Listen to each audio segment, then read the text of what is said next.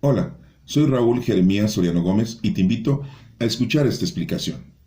El día de hoy vamos a continuar leyendo unos capítulos del profeta Jeremías, uno de los profetas mayores del Antiguo Testamento.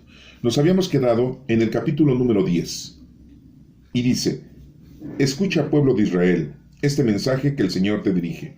El Señor dice: no sigan el ejemplo de otras naciones, ni se dejen asustar por las señales del cielo como esas naciones lo hacen.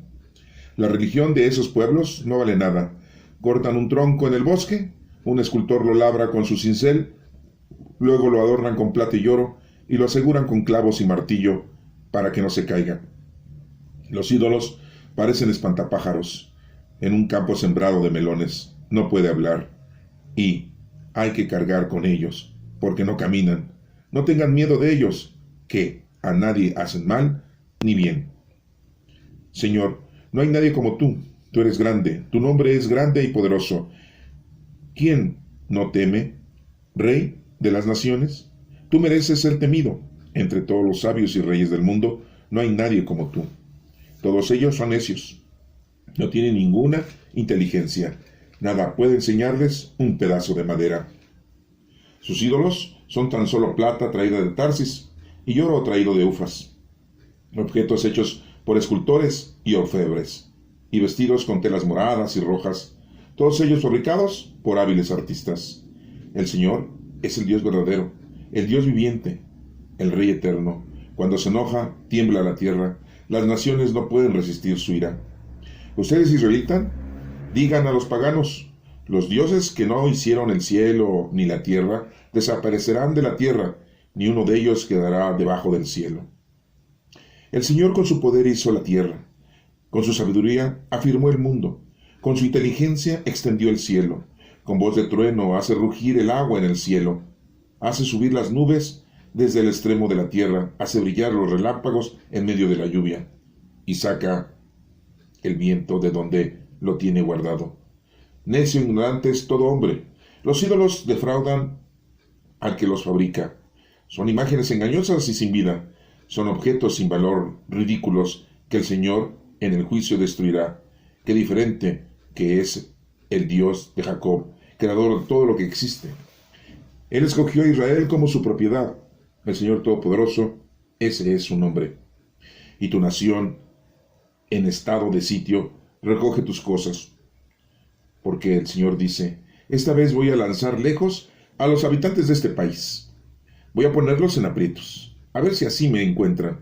Ay de mí que estoy en ruinas. Mis heridas no tienen curación. Y yo, que pensé que podría soportar este dolor, mi campamento está destruido. Todas las cuerdas están rotas. Mis hijos me han abandonado. Ya no existen. Ya no hay quien vuelva a plantar mis tiendas, quien vuelva a extender sus lonas. Los pastores de este pueblo son necios. No buscan al Señor. Por eso han fracasado, y todo su rebaño está disperso. Atención, llega una noticia de un país del norte, viene un gran estruendo, que va a convertir las ciudades de Judá en un desierto donde solo vivan los chacales. Señor, yo sé que el hombre no es dueño de su vida, que no tiene dominio sobre su destino. Corrígenos conforme a tu justicia, y no con tu enojo, pues nos destruirías. Descarga tu enojo sobre las naciones que no te reconocen, sobre los pueblos que no te invocan, porque han devorado al pueblo de Jacob, lo han destruido por completo y han dejado en ruinas el país. Capítulo 11. El Señor se dirigió a mí, Jeremías, y me dijo: que los israelitas pongan atención a los términos de este pacto. Habla a la gente de Judá y a los habitantes de Jerusalén, y diles que yo, el Señor, el Dios de Israel, declaro maldito al que no obedezca los términos de este pacto. Es el pacto que hice con sus antepasados cuando los saqué de Egipto, país que era para ellos como un horno de fundir hierro. Les dije: obedézcanme, hagan todo lo que yo les ordene, y ustedes serán mi pueblo, y yo seré su Dios. Si ustedes me hacen caso, yo cumpliré el juramento que hice a sus antepasados de darles una tierra, la tierra que ahora tienen, donde la leche y la miel corren como el agua. Y yo respondí: sí, Señor. Entonces el Señor me dijo: Proclama este mensaje en las ciudades de Judá y en las calles de Jerusalén. Di a la gente: escuchen cuáles son los términos de este pacto y cúmplanlos. Cuando yo saqué de Egipto a los antepasados de ustedes, les advertí solemnemente que me hicieran caso, y desde entonces hasta ahora se los he seguido advirtiendo. Pero no me hicieron caso, ni me obedecieron, sino que tercamente se dejaron llevar por las malas inclinaciones de su corazón. No quisieron cumplir los términos que yo les había ordenado, y entonces hice que les vinieran los castigos anunciados en el pacto. El Señor siguió diciéndome: la gente de Judá y los habitantes de Jerusalén conspiran contra mí. Han vuelto a los mismos pecados que antes cometieron sus antepasados, los cuales se negaron a obedecerme y se fueron tras otros dioses y los adoraron. Tanto Israel como Judá han violado el pacto que yo hice con sus antepasados. Por lo tanto, voy a enviarles una calamidad de la que no podrán escapar. Por más que griten pidiendo auxilio, no los escucharé. Yo, el Señor, lo afirmo. Entonces la gente de Judá y los habitantes de Jerusalén irán a pedir ayuda a los dioses, a los que ofrecen incienso, pero ellos no podrán salvarlos cuando llegue la calamidad. Judá tiene tantos dioses como ciudades, y los habitantes de Jerusalén han levantado tantos altares para ofrecer incienso a Baal como calles hay en la ciudad. Así que tú, Jeremías, no ores en favor de ese pueblo. No me ofrezcas oraciones ni súplicas por ellos, porque no voy a escucharlos cuando me pidan ayuda en medio de la calamidad. ¿Qué busca Israel, mi amigo, en mi templo después de haber hecho tantas cosas malas?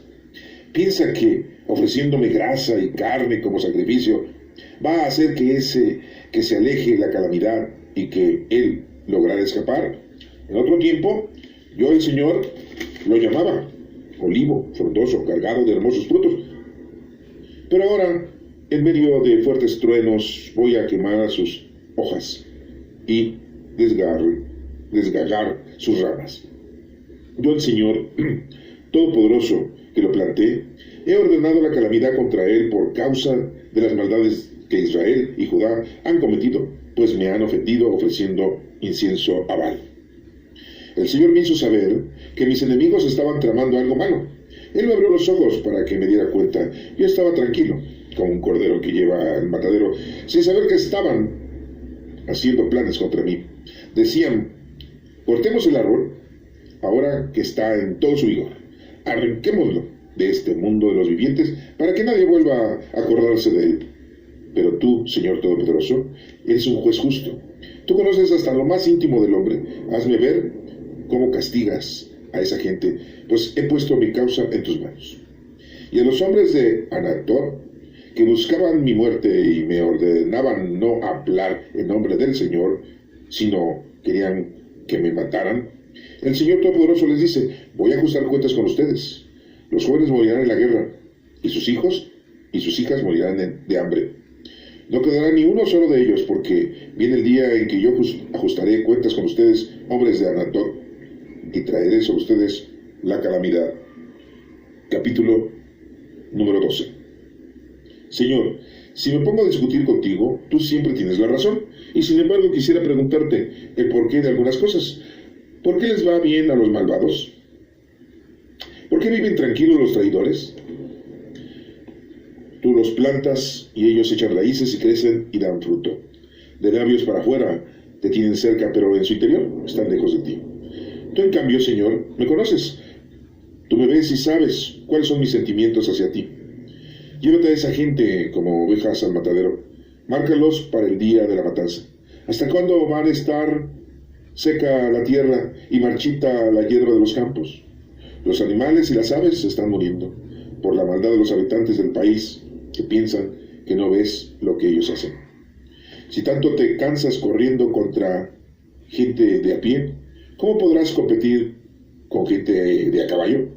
El terreno seguro te sientes tranquilo, pero ¿qué harás en la espesura del Jordán? Aún tus hermanos, los de tu propia familia, te han traicionado y a gritos te insultan a tus espaldas. No confíes en ellos, ni aunque te hablen con buenas palabras. He abandonado a mi pueblo, he rechazado a la que fue mi posesión. He puesto en manos de sus enemigos a la nación que yo tanto amaba. Este pueblo que fue mi posesión es ahora para mí como un león en la selva. Ruge contra mí, por eso lo aborrezco. Mi pueblo es como un ave de bello plumaje, a la que otras aves atacan. Vengan todos los animales salvajes, júntense a darse su banquete. Muchos jefes enemigos han destruido mi viñedo, han pisoteado mi campo, han convertido en desolado desierto el terreno que yo más quiero. Lo dejaron desierto y desolado, y yo lo veo lamentarse. Todo el país está desierto, pero a nadie le preocupa.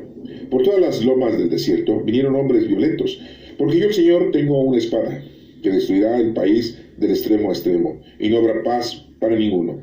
Sembraron trigo y cosecharon espinos. Todos sus trabajos fueron vanos, la cosecha fue un fracaso, por causa de mi ardiente ira. Así dice el Señor acerca de los pueblos malvados, vecinos de Israel, que han destruido la tierra que Él dio como herencia a su pueblo Israel. Yo los arrancaré de sus tierras y los sacaré de Judá, de en medio de ellos, pero después de arrancarlos, volveré a tener compasión de ellos y los haré regresar a su propia tierra y a su propio país. Ciertamente, ellos enseñaron a mi pueblo a jurar por vano, pero ahora podrán establecerse en medio de mi pueblo. Si de veras aceptan la religión de mi pueblo y juran por mi nombre diciendo por la vida del Señor, pero a la nación que no me obedezca, la arrancaré de raíz y la destruiré. Yo, el Señor, lo afirmo. Esta es palabra de Dios. Te alabamos, Señor. Bueno, pues hemos escuchado estos 3 capítulos en los que nuestro Padre Dios está dando una información precisa con respecto al pueblo de Israel, de su situación crítica en la que se encuentran por su idolatría al dios Baal, a los altares que habían hecho. Les dice que han hecho muchos altares y que les queman incienso a esos dioses hechos de madera. Y lo menciona muy claramente. Uno va y corta el tronco, y otro va y lo moldea, y otro va y lo tapiza de oro y plata, y lo visten con ropas de púrpura, y le empiezan a pedir milagros. Parece mentira, pero muchos católicos, voy a hablar nada más de los católicos, no quisiera hablar de otras religiones, pero muchos católicos hacen eso. Mucha gente ignorante, católica, piensa que las imágenes son dioses, que las imágenes hacen milagros. Y ellos dicen, pues es que es la representación de Dios. No, Dios no tiene ninguna representación física, porque Dios no tiene imagen. Otros dicen, bueno, pues es la imagen de nuestro Señor Jesucristo. Desafortunadamente tampoco tenemos una imagen de nuestro Señor Jesucristo. La única que tiene la posibilidad de ser una imagen de nuestro Señor Jesucristo sacada ya por la ciencia y la tecnología es la que hemos obtenido en la sábana santa, si es que es de nuestro Señor Jesucristo. Pero no tenemos ninguna personalidad fija o una imagen fija de nuestro Señor Jesucristo. No la tenemos. Y mucho menos del Espíritu Santo. Por ahí nos mencionan que cuando fue bautizado nuestro Señor Jesucristo, una paloma apareció volando sobre él. Y por eso es que dicen que el Espíritu Santo es como una paloma. Y la Iglesia Católica nos pone las 3 divinas personas, el Padre, el Hijo y el Espíritu Santo, en un monumento o en una pintura, en donde ponen a un viejito sentado y abajo de sus pies el mundo. Y del lado derecho está nuestro Señor Jesucristo, supuestamente lo reconocemos porque tiene una cruz en su mano. Y en medio de los dos ponen a una paloma volando en la cabeza de ellos dos. Y nos dicen que es el Padre, el Hijo y el Espíritu Santo. Es una imagen. Bueno, posiblemente nosotros podemos tener conciencia de decir, es la imagen de nuestro Dios. Pero en realidad nuestro Dios, nuestro Padre Dios, no tiene imagen. Él no es un ser humano. Y le hemos dado a nosotros una apariencia de ser humano y estamos equivocados, desafortunadamente. Y entonces, ¿qué es lo que pasa? Que mucha gente empieza a implorar, pero la imagen, empieza a pedirle a la escultura, a la pintura, solicitándole milagros, ayuda. Y hemos caído como los israelitas, en esas percances terribles, de estar haciéndonos ídolos y de no solamente hacerlo, sino que hemos creído que nos van a ayudar. Y Dios mismo lo dice en estos capítulos, que estamos totalmente mal. Les dice a los israelitas en aquel entonces, y nos dice ahora ese mensaje muy preciso de que estamos equivocados. Por ejemplo, aquí nos menciona en el versículo número 3 de este capítulo 10, dice: la religión de esos pueblos no vale nada, cortan un tronco en el bosque, un escultor lo labra con su cincel, luego lo adornan con plata y oro y lo aseguran con clavos y martillo para que no se caiga. Los ídolos parecen espantapájaros, así dice Jeremías, con relación a lo que nos está diciendo nuestro Padre Dios, ¿no? Son payasadas eso, ¿no? Y les dice: no tengan miedo de ellos, que nadie hace mal ni bien. Nos sigue diciendo en el versículo número 7: quien no teme, Rey de las naciones, tú mereces ser temido entre todos los sabios y reyes del mundo. No hay nadie como tú, dice Jeremías a nuestro Padre Dios. Todos ellos son necios, no tienen ninguna inteligencia. Nada puede enseñarles un pedazo de madera, pues no. Como les digo, y eso es estarnos haciendo ídolos de una manera física, ¿no? Pero a veces nos hacemos ídolos abstractos.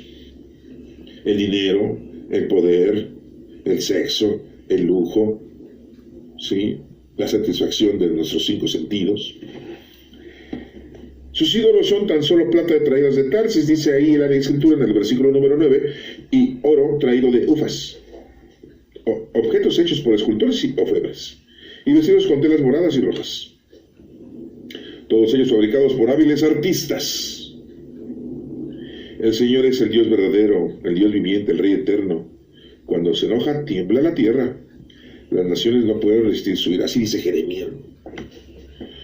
Entonces, pues, tengamos mucho cuidado de no caer en esos errores garrafales. Nos menciona después un himno de alabanza a Dios en el versículo número 12 de este capítulo número 10. Fíjense cómo dice el himno, es muy bonito, ¿no? El Señor con su poder hizo la tierra. Con su sabiduría afirmó el mundo, y con su inteligencia extendió el cielo. Con voz de trueno hace rugir el agua en el cielo, hace subir las nubes desde el extremo de la tierra, hace brillar los relámpagos en medio de la lluvia, y saca el viento de donde lo tiene guardado. Necio, ignorante es todo hombre, los ídolos defraudan al que los fabrica. Son imágenes engañosas y sin vida. Son objetos sin valor, ridículos, que el Señor en el juicio va a destruir. Qué diferente es nuestro Padre Dios. Escoge a Israel como su propiedad. Es el Todopoderoso. Ese es su nombre, el Todopoderoso. Bueno, pues ese es el himno que está aquí pronunciando Jeremías con respecto a la situación en la que se encuentra el pueblo de Israel en su idolatría. Y nos sigue explicando y nos sigue diciendo, ¿sí?, que los pastores de este pueblo son necios, no buscan al Señor, por eso han fracasado y todo su rebaño está disperso. Los pastores, pues, son los dirigentes, son los sacerdotes, los presbíteros, los guías espirituales.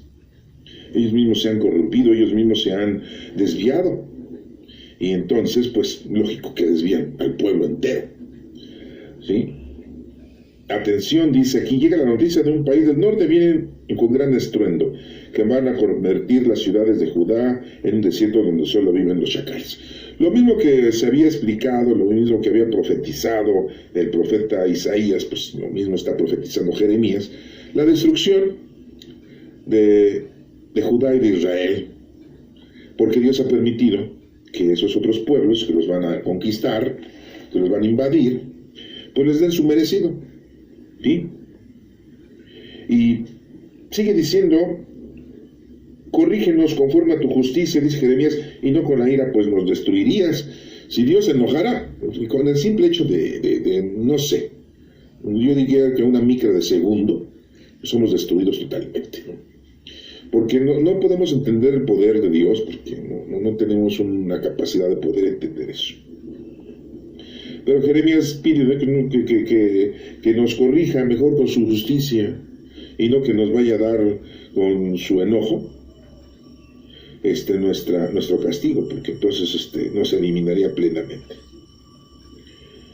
Bueno, en el capítulo número 11 nos habla de cómo el pueblo de Israel ha violado ese pacto que había hecho nuestro Padre Dios con sus antepasados. Acuérdense que nuestro Padre Dios, pues, les había dicho a nuestros antepasados, ¿verdad?, que iba a ser el pueblo elegido, que iba a estar siempre con ellos, pero pues que obedecieran. El hecho de obedecer no es porque nuestro Padre Dios se le antoje, ¿verdad?, o quiera Él ver que verdaderamente lo obedezcamos. No, sino que todo lo que nos indica y todo lo que nos dice es precisamente para que nos vaya bien. Porque si empezamos a usar nuestra razón, nuestra manera de pensar nos va a ir mal.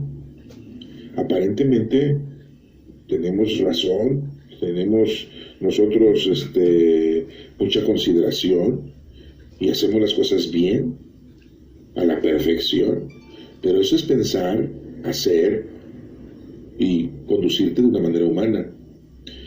Y a veces nuestro Padre Dios pues nos dice que estás equivocado, por ahí no va el asunto. Y hacemos las cosas según humanamente hablando, pero se lo dijo muy claramente a Pedro: tú piensas como los hombres, no piensas como Dios. Entonces por eso Dios nos ha dejado una ley, nos ha dejado unas indicaciones, nos ha informado qué es lo que debemos de hacer para que nos vaya bien.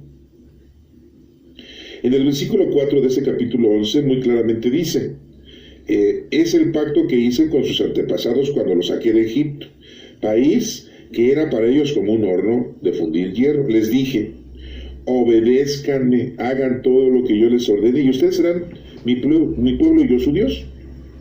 Si ustedes me hacen caso, yo cumpliré el juramento que hice a sus antepasados, de darles una tierra, la tierra que ahora tienen, donde la leche y la miel corren como el agua. Y yo le respondí: sí, Señor. Entonces el Señor me dijo: proclama este mensaje en las ciudades de Judá y en las calles de Jerusalén, y a la gente: escuchen cuáles son los términos de este pacto y cúmplanlos. Y nos sigue diciendo: cuando yo los saqué de Egipto, a los antepasados de ustedes les advertí solamente que me hicieran caso, y desde entonces hasta ahora se lo he seguido advirtiendo. Pero no me hacen caso, ni me hicieron caso, ni me obedecieron, sino que tercamente se dejaron llevar por las malas inclinaciones. O sea, yo diría que por las malas compañías. Sí, no, pues dime con quién andas, te diré quién eres.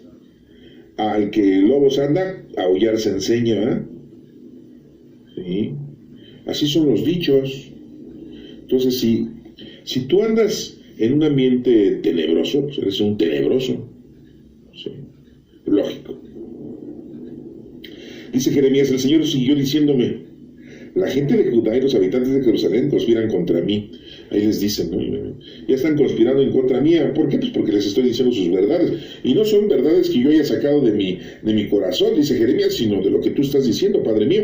Y entonces, aquí han vuelto a los mismos pecados que antes cometieron sus antepasados, los cuales se negaron a obedecerme y se fueron tras otros dioses y los adoraron. ¿Sí? ¿Cómo ven? Y así pasa con nosotros en la actualidad. Pues, les digo, no necesitamos hacernos esculturas, aunque sí las hemos hecho, ¿no? Hay el día 28 de octubre y todos los días 28, la gente va a la iglesia de San Hipólito, que está ahí en el Metro Hidalgo, cargando su muñequito, ¿verdad? Y dicen que es la imagen de Judas Tadeo, el primo de nuestro Señor Jesucristo. Si no tenemos una verdadera imagen de nuestro Señor Jesucristo, de cómo era, ahora resulta que ya tenemos hasta la imagen de uno de sus primos, ¿no? No, si somos muy locos, para estar haciendo estupideces, ¿sí? Tenemos algunos datos que podemos hablar, como les he dicho yo, que son la única imagen que podríamos aceptar, es la imagen de la Sábana Santa, si es que verdaderamente es la imagen de nuestro Señor Jesucristo. Pero de ahí fuera no tenemos. Entonces, ¿cómo es posible que nos estemos haciendo esculturas? Y cada día 28 ahí van a la iglesia de San Hipólito a ofrecerle un agradecimiento a Judas Tadeo. No van a ofrecerle agradecimiento a nuestro Padre Dios, a San Judas Tadeo, porque les fue bien, porque se les cayó el cerro y no los mató a todos, el cerro del Chiquihuite, ¿no? No se deslagó. O van y le dan gracias porque los metieron a la cárcel y lo sacaron pronto, ¿no? Tuvieron que pagar mucha pena. Y empiezan a darle gracias por tantas estupideces. Pues estamos haciendo lo mismo que los israelitas, ¿eh?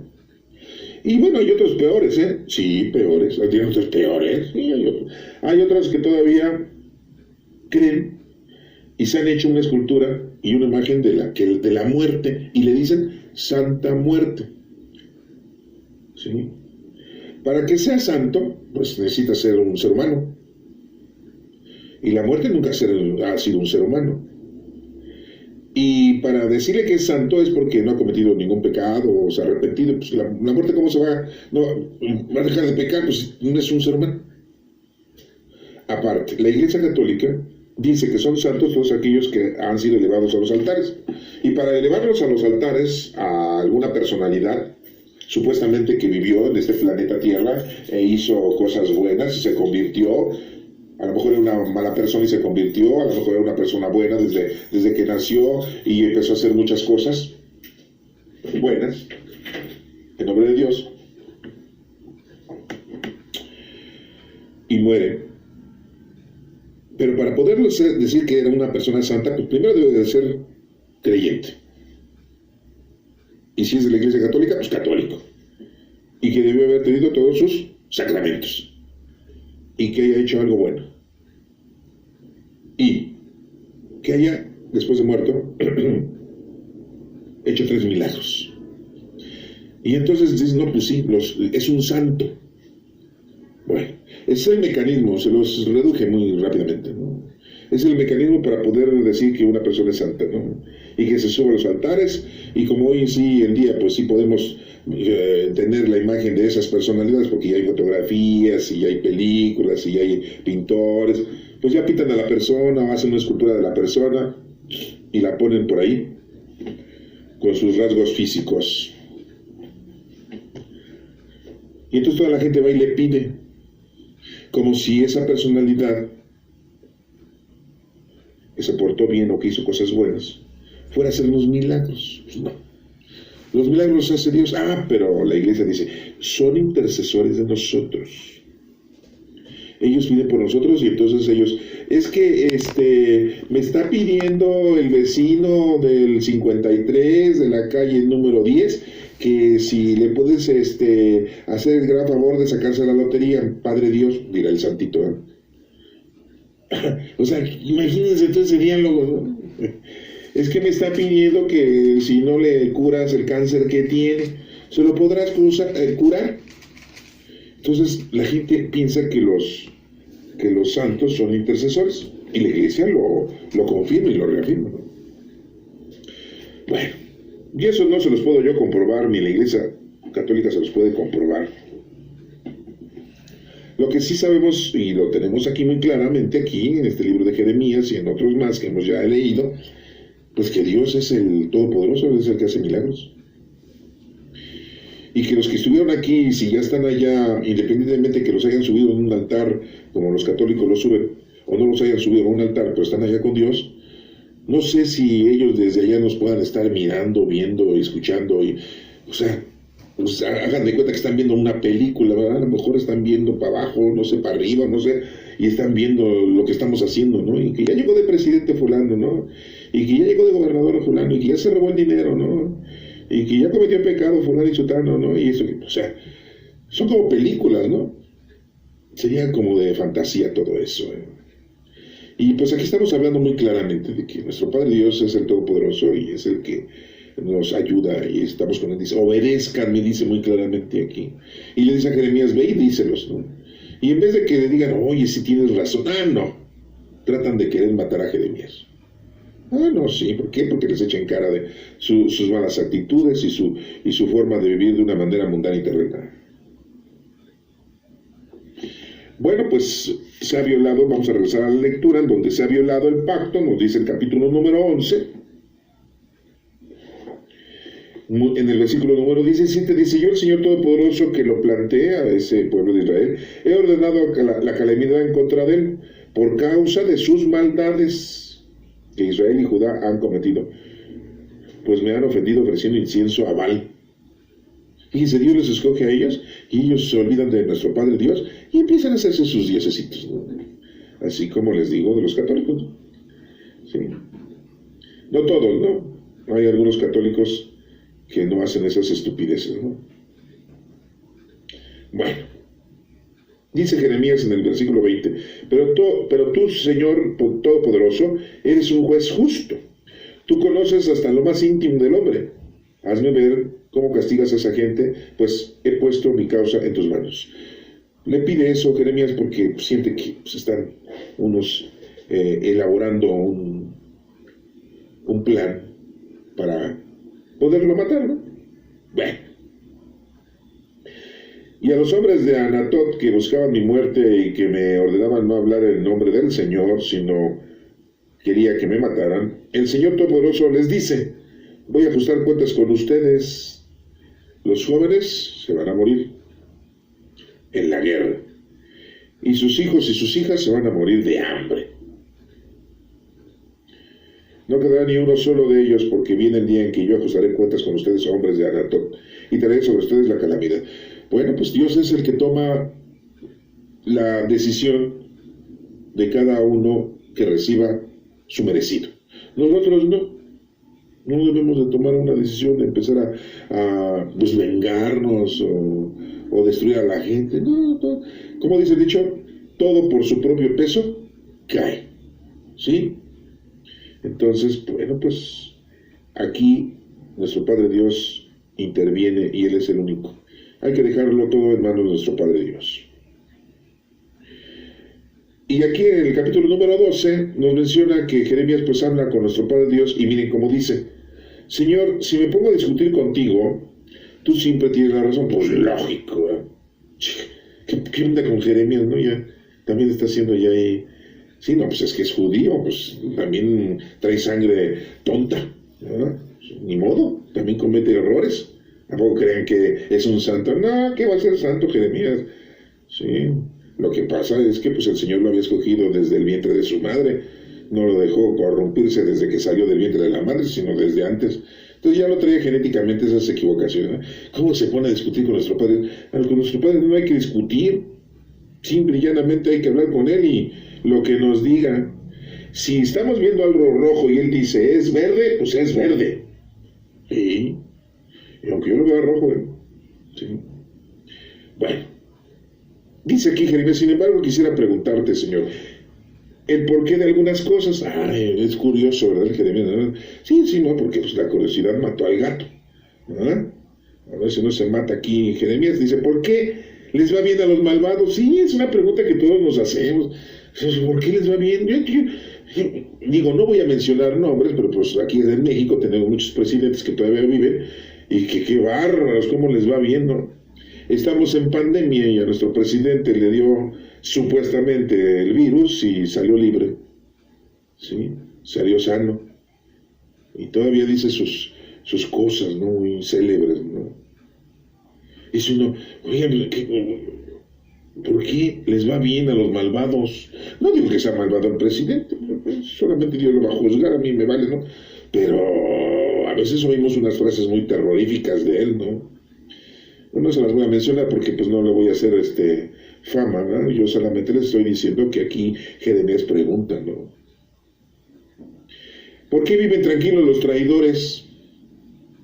Sí, así nos pasa, vemos a mucha gente que es muy traidora, no en las cosas de nosotros, en las cosas de Dios, ¿no? Se ponen a vender nichos en las iglesias, sí, no, son traidores, ¿eh? ¿Cuál es su ejercicio de ellos? La palabra de Dios, querer a conocer, amar y servir a Dios, no a conocer el nicho, amar el nicho y servirle al nicho, ¿verdad?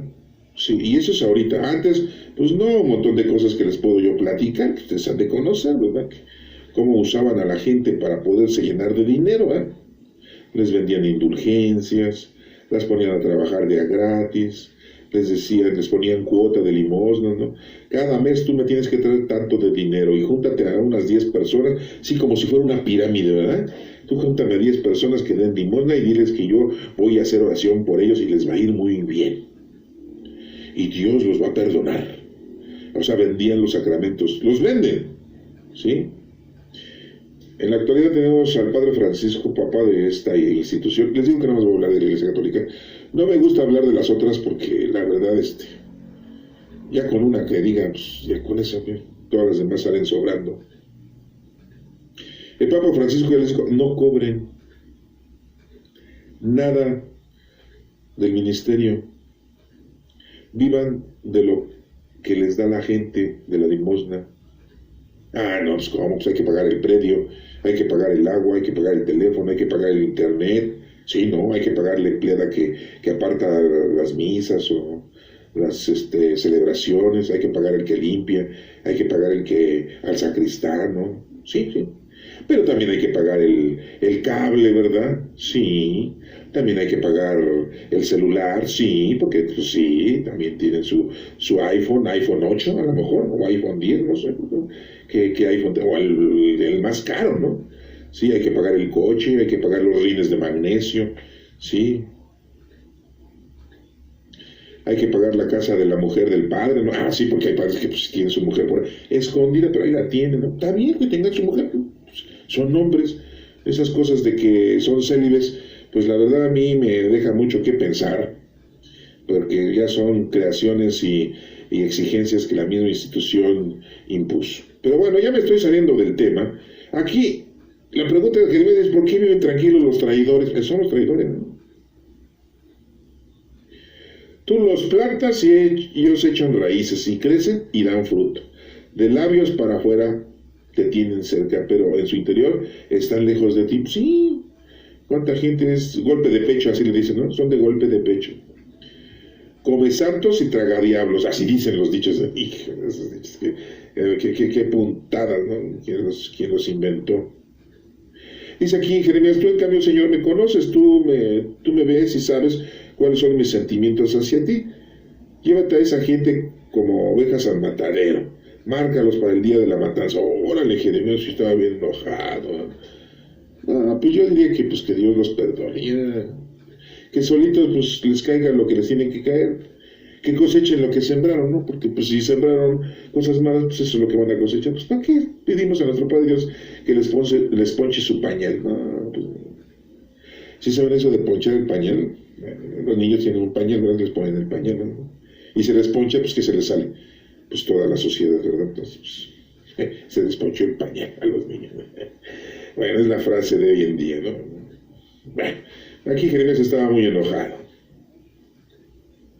Y ya empieza a decir que hasta cuándo va a estar seca la tierra y marchita la hierba de los campos, los animales y las aves se están muriendo. Empieza a decirle a nuestro Padre Dios que pues, la situación en el pueblo de Israel pues, y en su lugar en donde habitaba pues, está muy horrible y muy feo. Y nos menciona el versículo número 5 de este capítulo número 12, nos dice que la respuesta de nuestro Padre Dios, miren cómo dice, si tanto te cansas corriendo contra gente de pie, ¿podrás competir contra gente a caballo? El terreno seguro te sientes tranquilo, pero ¿qué harás en la espesura del Jordán? Aún tus hermanos, los de tu propia familia, te han traicionado y a gritos te insultan a tu espalda. No confíes en ellos, ni aunque te hablen con buenas palabras. Sí, pobre Jeremías, ¿no? Se había quedado solo. Sí, por andar con el Señor, pues se queda solo, pues lógico. Ya pensé que le iban a acompañar, ¿no? No, sus propios hermanos, su propia familia le dan la espalda, ¿no? Yo ni lo conozco. Oye, que tú eres el papá de este profeta. No, yo no lo conozco. No es mi hijo, pregúntale a mi esposa, porque creo que por ahí es hijo de otro señor, ¿no? Sí, ¿no? Bueno, esa es una exageración mía, pero pues... Y nos termina diciendo ese capítulo número 12 acerca de la tristeza que Dios tiene con respecto a su pueblo. Pero les va a ayudar en contra de todos aquellos que hicieron algo en contra de su pueblo.